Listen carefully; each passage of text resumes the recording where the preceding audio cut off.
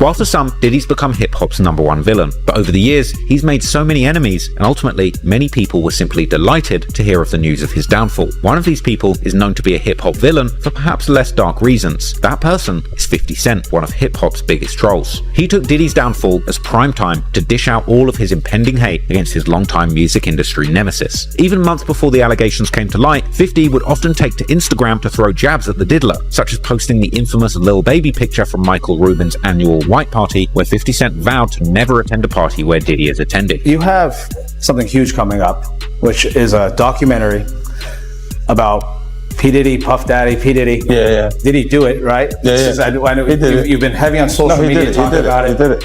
And I'm the only one who's been vocal about this long before it actually. Oh, you've been saying this for a long time now. And then no one was, they're just, why is he saying this? And now it's coming out like crazy. I mean, but I also didn't participate. I also didn't go to those parties. Speaking of, in particular, Netflix docuseries that you've been working on, Did He Do It? Right. You've been saying for years that you feel you knew Diddy's character. Right. Yet you said you weren't a part of that lifestyle. You weren't going to the parties. So what makes you so absolutely sure that these kinds of allegations that we've seen against him are true?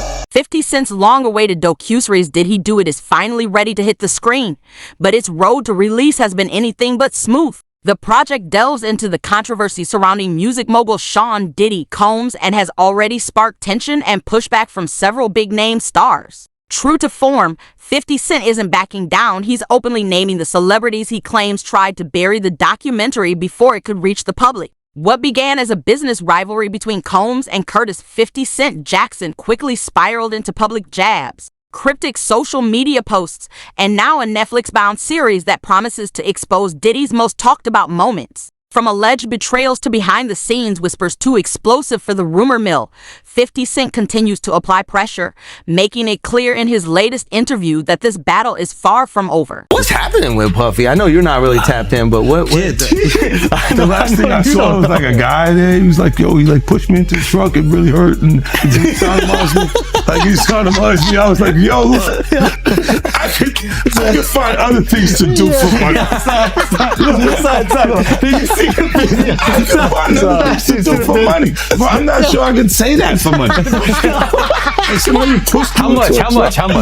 How much is this guy trying to get? I don't know. Like it's a simple suit situation, but it's like 20 mil. I can say it. You still had the blackest face out. You still had to mimic his voice because he's like, but his voice wasn't even that different. And he had a little deeper. I was like, almost like, no, that's you, young buck. Yo, almost felt like it was. I almost knew who it was. You know what I mean? I was like, nah. Yo, you can't say that dudes are having other dudes, bro. That might come for you. You say sweet love. Yeah, you gotta say make sweet love. That's young buck breaking right there. Make sweet love. There's rules to rap beef now, bro. Not in your day. Well, I'm saying like, God, man, why is your homeboy so close to you when you come out of there? Look like you guys just made sweet love. I'm gonna say sweet love instead of anything that says. To me, that's better because they're gonna try to make it something else. You know what I mean? Yeah, that was smart. Like I didn't think about that. I say things to the borderline, like, I'm like, oh my God, you're in trouble. You? Like, all the time. Because I just say. Nah, but you got close when he offered to take you shopping. Yeah, you see, now Mika's in the same shirt. He's out there in the same shirt. This is not this is really hot. I'm just saying, baby. No, stop it, man. You set that up. Look, you set that up. This dude, he's in the same shirt. What do you mean he's in the same shirt? Obviously was not offended by what I was offended by. This is what I'm saying, bro. Like you go, I'm like, nah, it was hard. Like, this is some of the things that people say, like, girls, guys may say to a girl, like, let me take a shot. See? Damn. They found it that quick. What do you think is happening in the middle? I don't know what's going on. Wow, they found Kendrick and Whiteface.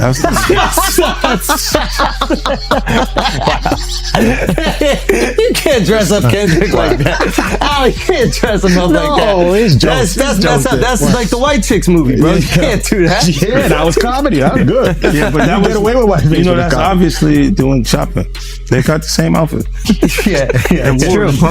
Yeah, that's a nice shirt. That was a nice shirt. All right, so when he said the shopping line in real life, what did you say? I said, let me get away from him. Because it was like, he was like, yo, you hot now. Now we got to hang out now. Like, like hang out. Yeah. She said, I don't know, maybe I take you shopping and I get you some flash and you can give me the hood.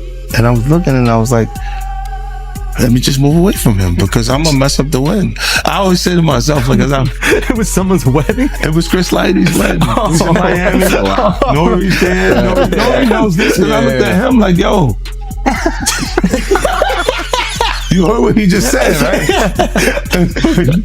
He's like, yo, certain things they let it go by because it's Puff. Like they would look, like he would say stuff, and it's like he wasn't like in the closet, he was like in the hallway. Now you see so much that you go, wait. No, this was visible, guys. It was in the hallway. We saw the video. We saw that video. It comes out later. You're like, that's not the closet. That's the hallway. He didn't get like you can tell that he was already. Nah, New York is dope. Because when Fab, he was like, "Yo, Fab, we ain't party. Fab was like, "Nah, we partying tonight." He's like, no, like, but he didn't party. Yeah. And I'm like, yo, they let that one go. Like, I had to say something about it later because I was like, oh, it was. What did it feel like all these years? You being the only one calling this out? No, I look like I've been the crazy guy for a long time. They said you're a hater. They said you're crazy. You do this, yeah. And now everybody's complaining. My ass hurting. Like, this all is coming. 50, you can't make jokes about it. No. The internet might come for you, bro. All I'm saying it might come for you. You see it now. All of these complaints. People were damn. They were and pillaged. This was what was going on, right? And what do I get for I went through years of a hater. You're a hater. You want this and that. I'm just watching. Like I look at things and go, when you see the new lawsuit coming with Jay, the part with Jay, I go, oh shoot, like. Then I think about it, I go, that had to be there. So when I was saying that he was missing, he just wasn't actively being out there because they was dealing with that. Wait, do you think there's truth to the Jay thing? There's no way. Like that. Look, you know what's ill? Like if you say, I have this thing where I'm conflicted when it takes you 20 years to remember something happened. The long-running feud between 50 Cent and Sean Diddy Combs traces back to 2006, when, according to People magazine, 50 Cent dropped a diss track titled The Bomb, directly targeting Combs and hinting at his alleged connection to the unsolved 1997 shooting of Biggie Smalls. It was more than just a casual jab. It ignited a rivalry that would burn for years. From sly lyrics and subtle shade to bold public shots, the tension only intensified with time. What began as a sharp lyrical exchange in the rap world evolved into a full-blown war of words and media drama. Now, nearly 2 decades later, the animosity has reached new heights as it becomes the centerpiece of a Netflix docuseries, a testament to a Hollywood-worthy saga that simply refuses to fade. Days after a damning surveillance video showed Diddy his ex, a documentary is closer to becoming a reality. Now let's bring in TMC's Michael Babcock. Good morning to you, Michael. Good morning, guys. How are you? We're doing all right. So tell us what's going on with this. We understand rapper 50 Cent has been shopping this around. Yeah, and you know what? I think a lot of people thought that 50 was just trolling, and if anyone follows 50 on Twitter or Instagram, you know, he's no stranger to that. He definitely, you know, engages in trolling and makes a lot of jokes. So when he had, you know, repeatedly taken shot after shot after shot at Diddy and then said, hey, I'm working on a documentary, I think a lot of people thought that he was just joking around. It turns out he's not. So this is actually a real project that's being made under his G-Unit movie and TV studio, and he's made a bunch of really successful projects under that banner.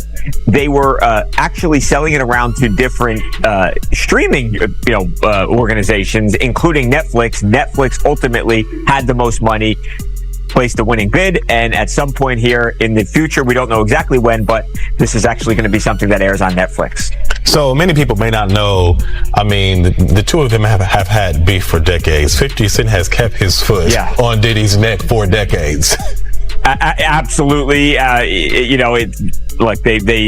once worked together a long time ago. They're not friends now. They don't like each other. And 50 has taken every shot, especially when Diddy has been down. Diddy really, is not in a position right now to fire back at 50 Cent. So yeah, he's taken a lot of, and I don't know that anyone feels sorry for P. Diddy right now, to be honest. No, I don't think so either. And it's certainly not going to end anytime soon. In one corner, the disgraced hip-hop impresario under federal indictment for a laundry list of shocking crimes. In the other, his nemesis, ready to cash in on Sean Combs' misfortune. Hey, Diddy, man, you think Michael Jackson... Puffy's latest legal battle has reignited one of rap's biggest feuds. Wanna be ballers, shot callers, brawlers. Between Diddy and 50. Many men.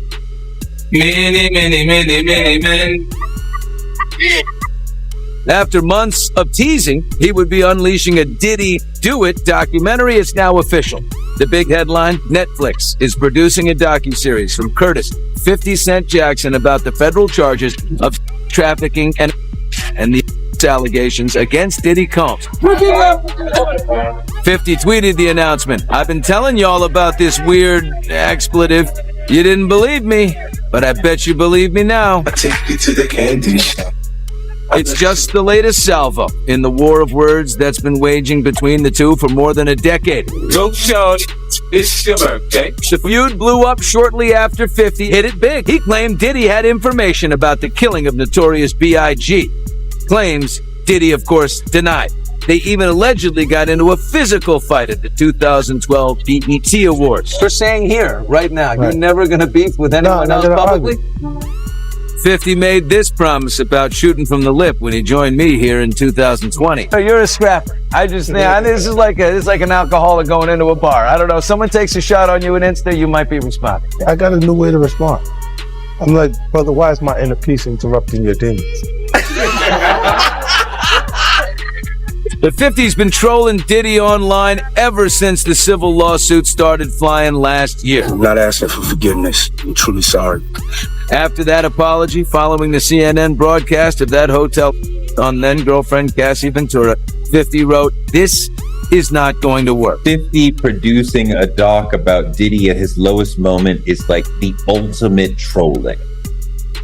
We spoke with music journalist and author Torre today. 50 Cent and whatever team he assembles could find some things that we haven't heard yet, may be able to compel some people to talk. Now, whether or not it's fair, just telling the Diddy story will be embarrassing to Diddy. 50 told us this about his Netflix doc. This is a story with significant human impact. It is a complex narrative spanning decades, not just the headlines or clips seen so far. Joined by CNN's Elizabeth Wagmeister. Wags, Diddy's attorney says he can't wait to testify. For what? For what purpose? To blow people up or to exonerate himself? Look, Diddy has maintained his innocence all along. For him to take the stand is a huge gamble. He can deny every allegation in the world, but prosecutors say that they have a treasure trove of evidence. Where are arrows pointing for you? This is a huge fight ahead for Diddy. You have more accusers who I hear are going to come forward. So this is an uphill battle for Diddy. Hold on. One person who was always anti-Diddy and was always speaking about Diddy as a problematic person was 50 Cent. And it turns out that it's just been announced that he's created a docu-series on Netflix. I can't wait to see this. The other end of that, every person who has tried to speak out about this, who has tried to speak out about the industry, the type of people that are controlling the industry, the attacks that people face from the media if they try to speak out, is always the same. They're called crazy. And an example of one such individual who went through those sorts of attacks is the actor Orlando Brown. He was on Disney, and I remember everyone telling us that he was totally insane and deranged when he was saying a lot of things that at the time sounded crazy, particularly about Diddy. Take a listen. The requirement is you gotta say no to Diddy. If it's new booty in the building, you know he's gonna get it. Don't take your girlfriend to a Diddy party.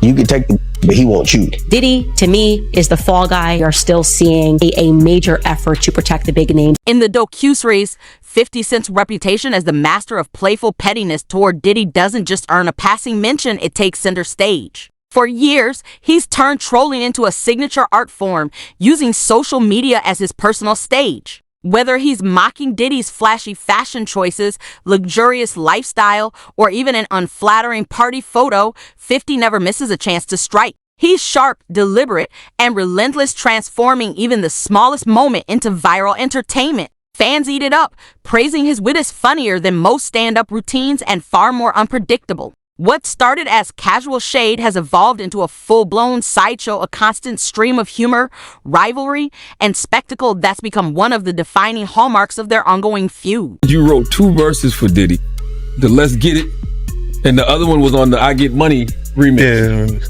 But they said you wrote it and it's him confessing the crime. Did you see this? No, did you see man. the meme? Look at the meme. Look Call at it DA. I ain't tell him to say that. And then this one.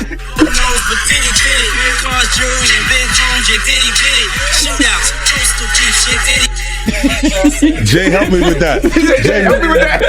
Jay, help me with that. Jay did that part right there. When he said, Cut it out, man. Shootouts, coast to beat. I wasn't around, but I was like East Coast, West Coast. That was, and then Keefy D comes out and says, you know, I'm not involved in this. There's so many rappers who actually warned us about Diddy and what he was up to. 50 Cent is one of them. He's regularly trolled Diddy. He's regularly put up clips like this, Donald Trump. Puffy, you stupid. I told you stop f***ing with R. Kelly. I said grab them in the don't kidnap the They raided your see. I got a courtesy call when they raided my house. And now it turns out that he was right. This is not a shock to anybody. He's continuing to troll Diddy. A photo of him and Drew Barrymore saying he doesn't have 1,000 bottles of baby oil. This is part of the freak-off parties that Diddy used to have. The contents of which I can't actually explain here because I don't want to get the channel banned, but they're awful. You can read the indictment yourself.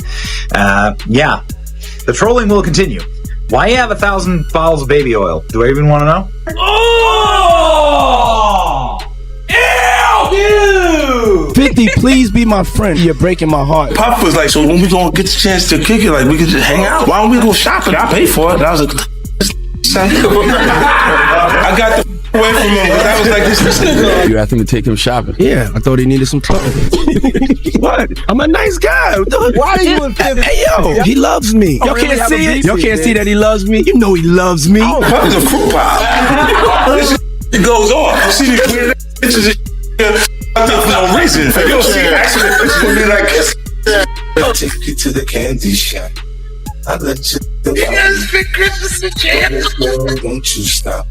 Keep going till you hit the spot. You're not gonna believe this, but I just got a call and Puffy's confirmed for Shreveport. That's what? Nah. That nigga can't go. Now everybody scared this rain. Puffy comes. Wake up, your butt sore. Tell him the story. Tell him the story. So we talk about rumors, right? Yeah. And we, you know, when you Google his name, there's a rumor that pops up that he was Diddy's boy toy. Oh, right. Wait, so this is so Charlamagne said it's not true, but I told after he bought up the stuff with you, I said, you know what 50 gonna say when he meets you? Oh no, I don't know that was going on. You know, I can't wait to run into him again. What you gonna say to him? Puffy was playing with your booty in Miami. You know what 50 gonna say to you when he sees you? What? I heard Diddy touch your butt. Yeah. Wait till I see him. Wait till I see him. I'm like, yo. Yeah. I love you, my brother. Love you, Diddy. Yeah, I love you. Yeah. Even if you're While the internet often reduces the 50 Cent Diddy feud to non-stop social media jabs and 50's trademark trolling, music executive Gene Deal offers a far more complex perspective. According to Deal, this wasn't just a case of playful banter gone too far, it was the result of years of alleged behind-the-scenes provocations. He claims the friction stems from serious business disputes, with Diddy allegedly manipulating deals in ways that left 50 feeling both cheated and disrespected. In Deal's account, the feud wasn't built on memes or online mockery. It was driven by a history of power plays, personal betrayals, and music industry politics that eventually erupted into the public spotlight. Seen that, you know, you kind of knew 50 Cent before he blew up. Yeah. What was that like? 50 was the type of dude that kept like a little, he kept like a little pad with him. And he wrote everything down. You understand? Me and him caught the plane. We was going to Vegas. And I gave him my card. My business card was savoir-faire, security management and everywhere. You know what I mean? So 50 did a song about that. You know what I'm saying? And he put that in the song. And some years, about a year or so ago, not even a year or so ago, he said that when he dropped my name, he said, yo, I got the Sidewalk Fair. I got that from Big Gene. He been trying to tell y'all about this Puff years ago. But 50 was the type of dude that if you knew he was with you, he was with you. Even back then, he had your back whether you was security or whatever you did. If he was with you, he was with you. And that's what you gotta love about him. You know what I mean? You ain't gotta question his loyalty, you know what I'm saying, on some fight or if you in a situation. Cause he going out. Well, I guess you were hanging around him or knew him, right before he got shot.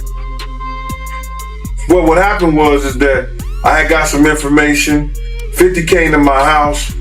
I tried to fit him on a vest, but I'm like, at the time I was like a 3X. And 50 was like a large, you know what I'm saying? So he couldn't really fit the vest, but I gave him a cover to try to tell him, because he had some pads, some vest pads. So I just told him what the situation was that I knew. And told him he had to watch himself because those cats was gonna come at him. You know what I'm saying? And he was like, yeah. And he was supposed to be going to Cancun. And I told him, if you come to Cancun, I got you, because I used to be down there doing security at Daddy-O's. You understand? And I had people down there that I knew that was from Puerto Rico, and they was working down there, so they should make sure when I hit the island, anything and everything I needed, I could get it right there on the island. You understand? They work directly with the syndicate. So 50 was supposed to come down there to do a show, and he didn't make it because they had shot him up. I don't know if he was coming in the first place, but he was supposed to, because he was paid half the money to come down there to perform How to Rob an Industry Cat. And when was the next time you seen him after that? The next time I seen 50 after that was at Jack the Rapper. He had blew up. He had blew up, man. He was like, he was this dude and everything like that. And I was sitting we was in Puerto Rico, and I was sitting by myself, just chilling, and he had his whole entourage with him. He came directly over to me. He like, yo, Gene. I was like, yo, what up, Fit? I said, what up, 50? He said, what's up, man? He said, yo, put his hand out to me, and grabbed my, he said, yo, they can't stop what God got planned. Went on about his business. And then he blew up crazy. Crazy, man. Yeah. How do you feel about 50 going so hard at Diddy with the documentaries? And, what did he do to 50 that made him hate him so much, man? That's crazy. Well, I think it's just, you got to look at it like this. 50 was writing a lot of that made a lot of money for Diddy. And he knew back then in the day, he didn't know what he know now, but Diddy was robbing him.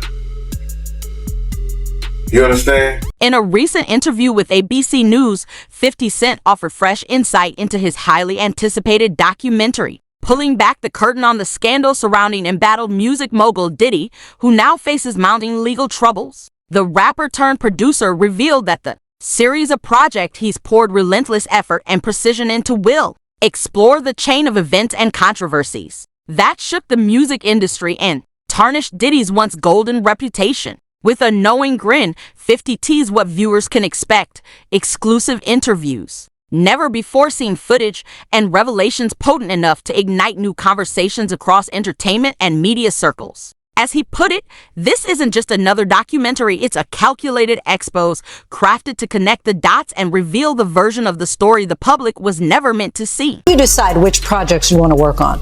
Oh, just the ones that I feel like have a high probability of success. I'm just looking at it and saying, what is it? And is it something that excites me? Would I want to stop and watch it? Speaking of, in particular, Netflix docuseries that you've been working on, Diddy Do It. Right. You've been saying for years that you feel you knew Diddy's character. Right.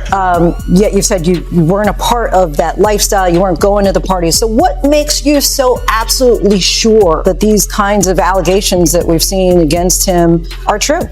Well, I'm surprised by the allegations, as surprised as everyone else is. Like, I didn't make the allegations. I didn't tell people to say these things.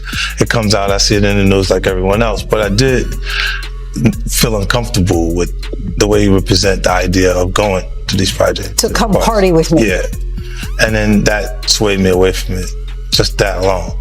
So you didn't realize as much stuff was coming. Like when I seen today, it was allegations of 3 men that said he drugged them, and it's a long time, to be honest with you. Like when people don't remember being violated for 20 years, it makes me feel a little hard. What are your thoughts on the allegations against Jay-Z? That was interesting.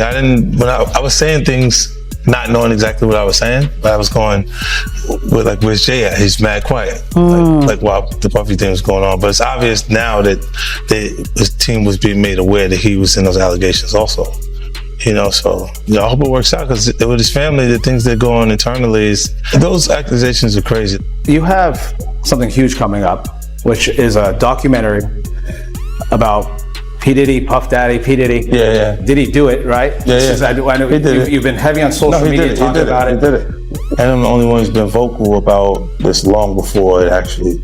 Oh, you've been saying this for a long time now. And then no one was, they're just, why is he saying this? And now it's coming out like crazy. I mean, but I also didn't participate. I also didn't go to those parties. Yeah. So a lot of the celebrity culture that you don't hear saying anything is because they participated to a degree. But was there a reason you never went to those parties back in the day? Obviously, I know what's going on there, but is there a reason you never did? I'm just not with all that freaky. All of the stuff that he's doing, I'm not into that type of stuff. I'm just a little more, maybe you could say basic or normal. You go into the 90s, the Kiki D said they paid him to kill Tupac. Yeah.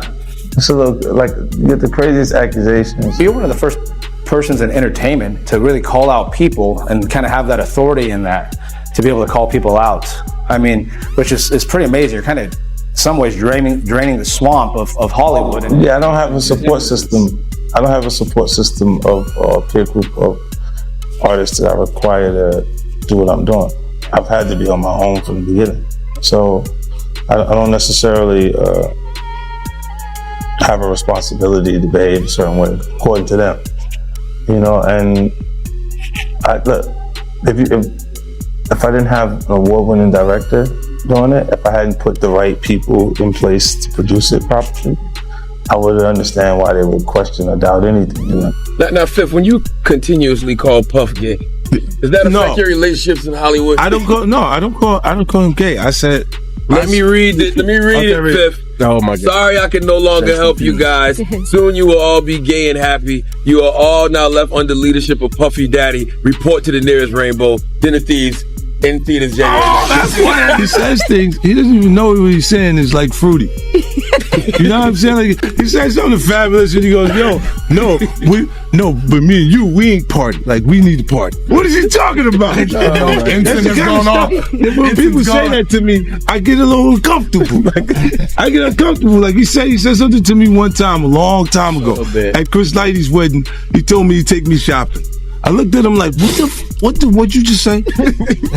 Let me move, man, before I do something. You're gonna make me mess up the wedding. Oh, that's a nice gesture. Let me get out of no, you take me. That's what a guy says to a girl.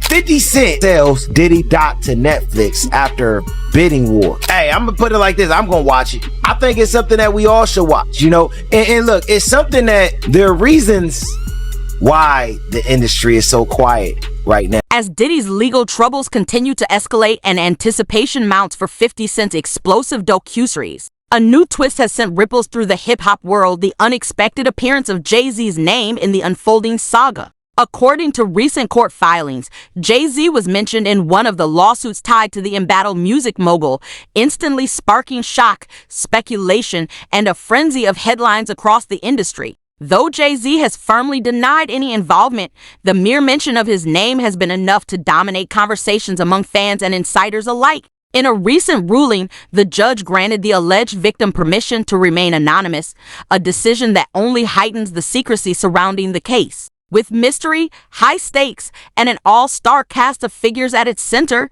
this legal drama is shaping up to be one the world won't stop watching anytime soon. The latest in the lawsuit against Jay-Z, accusing him and Sean Diddy Combs of a 13-year-old girl at a party. A federal judge ruling the woman alleging the attack can remain anonymous. Morgan Norwood has the details. Morgan, good morning. Whit, good morning. From the moment this case was filed, Jay-Z's legal team fought to get it dismissed, arguing that the woman accusing him must reveal her name. But this morning, a judge ruling she doesn't have to, at least for now. The judge also had some sharp words for its lawyers, calling them out for their aggressive filings and personal attacks and asking them to tone it down.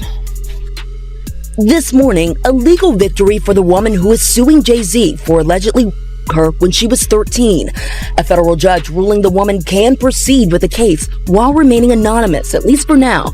But the judge also chastising the lawyers representing Jay-Z, accusing them of trying to fast-track the judicial process by repeatedly filing motions to reveal the identity of the Jane Doe to have the case dismissed. The judge writing in a 5-page brief that the Carter's lawyers' relentless filing of combative motions containing inflammatory language and ad hominem attacks is inappropriate, a waste of judicial resources, and a tactic unlikely to benefit his client. The court will not fast-track the judicial process merely because the counsel demands it.